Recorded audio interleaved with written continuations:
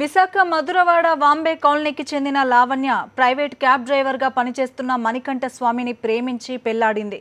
స్వామి తల్లిదండ్రులు అంగీకరించకపోయినా లావణ్య తల్లి 2 లక్షల కట్నం ఇచ్చి వివాహం జరిపించింది. కొన్ని నెలల పాటు సజావుగా సాగిన కాపురంలో లావణ్య గర్భం దాల్చింది. స్కానింగ్లో కడుపులో ఉన్న బిడ్డకు అంగవైకల్యం ఉందన్న విషయాన్ని వైద్యులు చెప్పడమే కాక ఆడపిల్ల ఉందని చెప్పారు. ఈ విషయాన్ని భర్త ద్వారా లావణ్య అత్తమామలకు తెలియడంతో నాటి నుండి ఆమెను అబార్షన్ చేయించుకోవాలంటూ ఒత్తిడి చేశాడు భర్త మణికంఠ.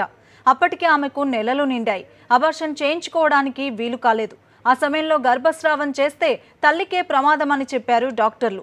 దీంతో నవమాసాలు మోసి 2012 జనవరిలో ఆడపిల్లకు జన్మనిచ్చింది.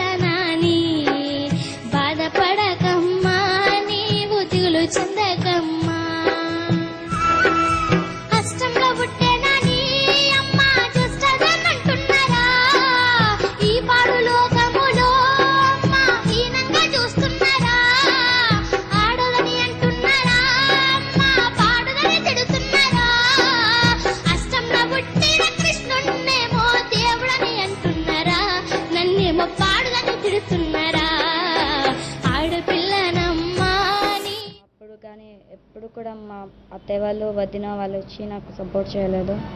నెక్స్ట్ మా పాపకి 5 నెలలకు ఒక ఆపరేషన్, సంవత్సరంన్నరకు ఒక ఆపరేషన్, 2 సంవత్సరాలన్నరకు ఒక ఆపరేషన్ జరిగాయి. 3 సర్జరీలు.